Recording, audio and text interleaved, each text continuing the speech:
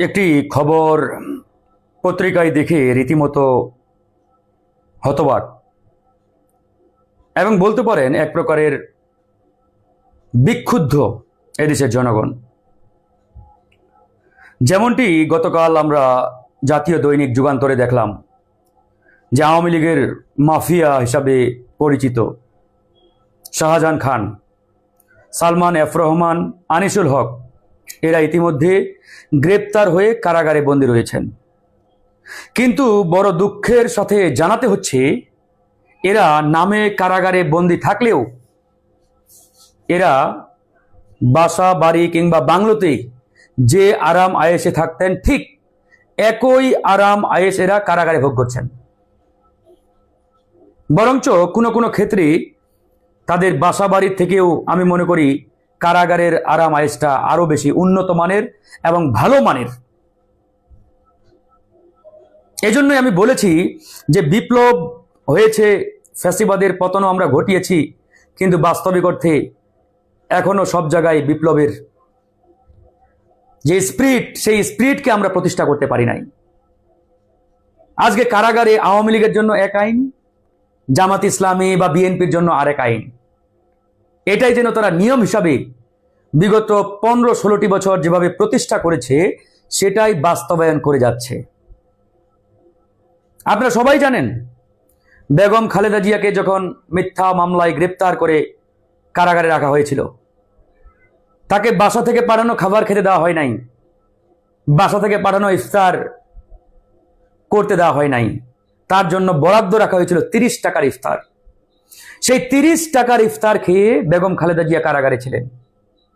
এরপরে আল্লামা দেলোয়ার হুসাইন সাইদি, একজন বিশ্ববিখ্যাত আলেম, বাংলাদেশের গর্ব তিনি ছিলেন, অহংকার ছিলেন, তাকেও বাড়ি থেকে রান্না করা খাবার দিয়ে সাহরি কিংবা ইফতার করতে দেওয়া হয় নাই। কি অমানবিক জুলুম নির্যাতন আল্লামা সাইদির উপরে করেছে বিগত ফ্যাসিস্ট আওয়ামী সরকার, এটা আপনারা সবাই জানেন।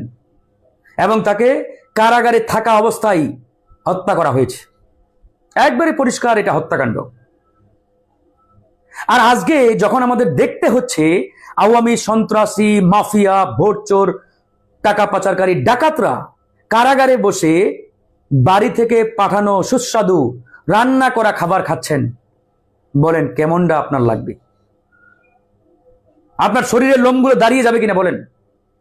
এই শাহজাহান খান পরিবহন সেক্টরের মাফিয়া, তার দাপটে পরিবহন সেক্টরটি পুরো মাফিয়া হিসাবে পরিচিত ছিল। এই শাহজাহান খানরা আজকে কারাগারে বসে আরাম আয়েশে দিন যাপন করছেন। গতকালকে দেখলাম যখন তাকে কারাগারে হাজির করা হয়, তিনি জনগণের দোয়া চাচ্ছেন। কেন? আগামী নির্বাচনে তিনি আবার অংশগ্রহণ করবেন, প্রতিদ্বন্দ্বিতা করবেন, নির্বাচনে দাঁড়াবেন।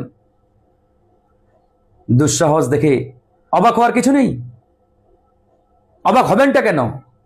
এখন পর্যন্ত আওয়ামী লীগের উপরে এই সরকারের যে পজিটিভ দৃষ্টিভঙ্গি এবং একটা তলে তলে যোগ সাজস, এটা কি অস্বীকার করার কোনো কারণ আছে? এদেশের জনগণ, রাজনৈতিক দল সবাই যখন বলছে আওয়ামী লীগকে নিষিদ্ধ করতে হবে, সেই জায়গায় সরকারের উদাসীনতা, নীরবতা, নমনীয়তা আপনাদেরকে একবারও ভাবাই না? ইভেন বিএনপির মতো দল যারা শুরুতে আওয়ামী লীগ নিষিদ্ধের বিপক্ষে ছিল, তারাও আমাদের কারণে বাধ্য হয়েছে আওয়ামী লীগকে নিষিদ্ধ করার পক্ষে। বিএনপি কিছুদিন আগে তাদের অবস্থান পরিষ্কার করেছেন, আওয়ামী লীগের রাজনীতি করার কোনো অধিকার নেই, আওয়ামী লীগকে নিষিদ্ধ করা হোক, পরিষ্কার। তার মানে বিএনপিও বাধ্য হয়েছেন জনগণের সেন্টিমেন্টের সাথে থাকতে। তাহলে সরকার কেন নীরব? আমরা গত কয়েকদিন আগে নির্বাচন কমিশনের সাথে আনুষ্ঠানিক বৈঠক করেছি।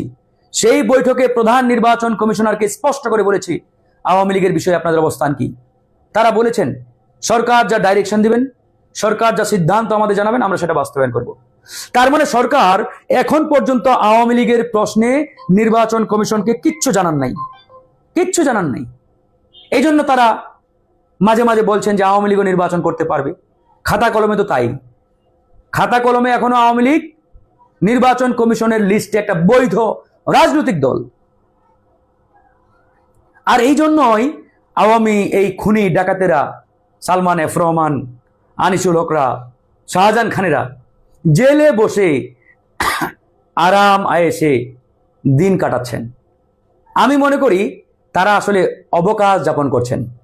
দেখবেন সরকারি আমলা কামলা অফিসাররা যখন কাজ করতে করতে টায়ার্ড হয়ে যায়, ক্লান্ত হয়ে যায়, তখন তারা অবকাশ যাপনের জন্য বিদেশের কোনো নির্জন দ্বীপে কিংবা ওই সমুদ্র সৈকতে যান, অবকাশ যাপন করেন, সময় কাটান। ঠিক বর্তমান আওয়ামী এই ফ্যাসিস্ট স্বৈরাচারের দোসররা কারাগারে অবকাশ যাপন করছেন। কোনো কষ্ট নেই, বিন্দু পরিমাণ তাদের কষ্ট নেই।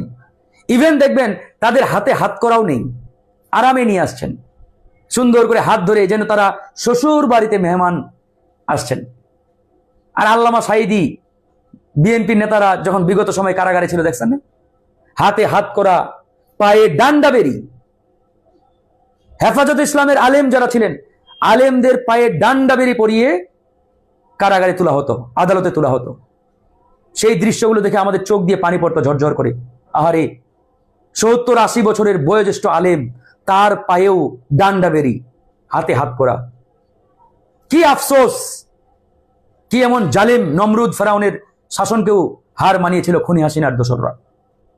তো যাক, হাসিনার সেই দুঃশাসনকালে এরকমটি করবেন, এটাই স্বাভাবিক। হাসিনার জালিমতন্ত্রে এরকম হবে, এটাই নিয়ম করে রেখেছিলেন হাসিনা। কিন্তু হাসিনার পতনের পরেও এরকম দৃশ্য দেখতে হবে, এটা ভাববার কোনো কারণ আছে ভাই? বলেন।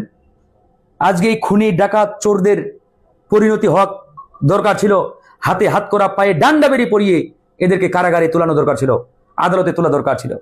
তা না করে এদেরকে জামাই আদরে নিয়ে আসা হচ্ছে। আরো দুঃখের বিষয়, কারাগারে নাকি এরা কারাগারের খাবার খান না। কারাগারের যারা দায়িত্বশীল কারারক্ষী, এরা নাকি পিএস এর মতো দায়িত্ব পালন করছেন। পিএস বুঝেন তো, প্রাইভেট সেক্রেটারির মতো দায়িত্ব পালন করছেন। হাত পা টিপে দিচ্ছেন, কখন কি লাগবে 24 ঘন্টা নিয়োজিত তাদের পিছনে। তাহলে এই যে আমরা এতদিন আফসোস করে এসেছি যে এই সরকার আসলেই খুনিদের বিচার করতে পারবে, আওয়ামী দোসরদের বিচার করতে পারবে, গণহত্যার বিচার কতটুকু করতে পারবে, এই যে সংশয় সন্দেহগুলো, এগুলো দিনকে দিন তো দানা বাঁধছে, একবারে পরিষ্কার।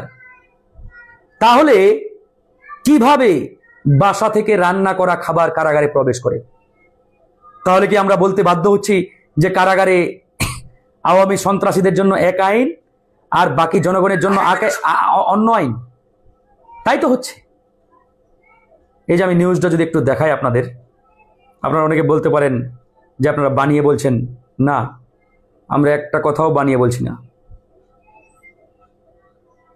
যুগান্তরের পত্রিকায় বিস্তারিত আসছে যে আনিসুল হক, সালমান এফ রহমান, শাহজাহান খানরা কারাগারে বসে বাসার খাবার খাচ্ছেন। বুঝলেন তো, তারা কারাগারে বসে। আরেকটি নিউজের শিরোনাম আমি পেয়েছি তৎকালীন সময়ের, বেগম খালেদা জিয়াকে কারাগারে 30 টাকার ইফতার বরাদ্দ ছিল তার জন্য। আল্লামা সাঈদী কারাগারের খাবার খেতেন, মানে বাধ্য করা হতো। বয়োজ্যেষ্ঠ আলেম, আপনারা জানেন যে হেফাজতে ইসলামের আলেম ওলামারা অনেক বয়োজ্যেষ্ঠ, কারো বছর 80 বছর, কারো 70 বছর, 75 বছর। ডাক্তার তাদেরকে নানান নির্দেশনা দিয়ে রেখেছিল, খাবার দাবার চলাফেরা, একটাও কারাগারে বাস্তবায়ন করতে দেয় নাই হাসিনার সেই কারারক্ষীরা। আর আজকে আওয়ামী লীগের জন্য দেখেন, পবিত্র রমজান মাস, কথাগুলো বলতে কষ্ট হচ্ছে কিন্তু আমরা বাধ্য হচ্ছি। আল্লামা সাঈদীকে এভাবেই ধীরে ধীরে তাকে হত্যা করা হয়েছে, হত্যার দিকে ঠেলে দেওয়া হয়েছে। এটা আমি বলি নাই, আল্লামা সাঈদীর সন্তান তিনি নিজেই বলেছেন, শামীম সাঈদী নিজেই বলেছেন, আমার বাবাকে পরিকল্পিতভাবে হত্যা করা হয়েছে, কারাগারে ধুকে ধুকে মেরে ফেলা হয়েছে। তো যাক, এই ইতিহাসগুলো আপনাদের শুধু স্মরণ করিয়ে দেওয়ার জন্য। কেন এমনটি হচ্ছে, কারণটা কি? কারণটা কিন্তু আপনারা অনেকেই জানেন, আবার অনেকেও নাও জেনে থাকতে পারেন। সেই কারণটা আমি বলে দিচ্ছি। এই সরকার ক্ষমতায় আসার পরে, চেয়ারে বসার পরে আমাদের প্রত্যাশা ছিল বড় বড় সবগুলো চেয়ার থেকে আওয়ামী দোসরদের হটাবেন, সরিয়ে দেবেন। কিন্তু বাস্তবিক অর্থে বিপ্লবের 7 মাস পেরিয়ে গেলেও 95% চেয়ারে এখনো আওয়ামী দোসর খুনি হাসিনার রেখে যাওয়া পেপার তারা বসা আছেন। ওই যে কারাগারের কারা পুলিশ সুপার বলেন, কারা রক্ষক বলেন, যারা দায়িত্বে রয়েছেন, এআইজি ডিআইজি অমুক তমুক, খোঁজ নিয়ে দেখেন অধিকাংশ চেয়ারে আওয়ামী দালালরা বসা, আওয়ামী দোসররা বহাল তবিয়তে। তো শাহজাহান খান কারাগারে যখন গেছেন, ডানে দেখে যে শব্দ আমাদের লোক, বামে দেখে আমাদের লোক, তো এরা কি শাহজাহান খানকে চুমু দিবে না যা আইন তা বাস্তবায়ন বলেন? তো যেটা করছে সেটা তো করারই কথা। আমরা বারবার বলেছি এদেরকে সরান, ক্লিন করেন, আওয়ামী দোসরদের হটানো হয় নাই, বরং আরো আওয়ামী দোসরদের নানাভাবে প্রমোশন দিয়ে বড় বড় চেয়ারে বসানো হচ্ছে। উপদেষ্টা পরিষদে আওয়ামী দোসরদের উপদেষ্টা বানানো হয়েছে, যারা বিগত 15-16 বছরে আওয়ামী লীগের আমলে একটা ফুলের টোকাও যাদের গায়ে পড়ে নাই, এরকম ব্যক্তিরা এখনো উপদেষ্টা হচ্ছেন, তাদেরকে উপদেষ্টা বানানো হচ্ছে। বলেন কোন দিকে পরিস্থিতি যাবে? আপনারাই বলুন, আমি আর কিছু বললাম না, আপনারাই জানেন। আমরা এই কথাগুলো বললে অনেকেই বলে আপনারা সরকারের বিরুদ্ধে, সরকারের সফলতা চান না।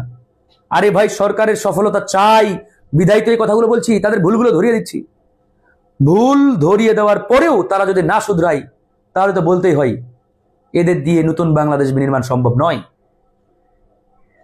অসংখ্যবার বলেছি, আমরা এখনো বলে যাচ্ছি, আমরা চাই ডক্টর মোহাম্মদ ইউনূস সফল হোক, তার সরকার সফল হোক। কিন্তু ডক্টর মোহাম্মদ ইউনূসের চতুর্দিকে যারা আছেন, তার লেসপেন্সার, এরা তাকে সফল হতে দেবেন না। আমি ফারুক হাসান লিখে রাখছি, ডক্টর মোহাম্মদ ইউনূস যদি ব্যর্থ হয়, তার জন্য দায়ী থাকবে তার চতুর্দিকে যারা রয়েছেন তারাই। তাদের কারণেই ডক্টর মোহাম্মদ ইউনূসের সরকার ফেইলার হবেন, ব্যর্থ হবেন, সফল হবেন না। একবারই পরিষ্কার কথা। যাক, পরিশেষে একটাই কথা, পবিত্র রমজান মাস, আল্লাহ আমাদের মাফ করুক, ক্ষমা করুক। তবে একটা কথা, আওয়ামী লীগের দোসর খুনি ডাকাত যারা ছিলেন, তাদের প্রশ্নে আমাদের আপোষহীন অবস্থান আছে এবং থাকবে। এই জায়গায় যে বা যারা কম্প্রোমাইজ করার চেষ্টা করবে, চিন্তা করবে, তাদের পরিণতি ভালো হবে না, কোনোভাবেই ভালো হবে না। একবারে পরিষ্কার স্টেটমেন্ট। ভালো থাকবেন। আসসালামু আলাইকুম রহমতুল্লাহ।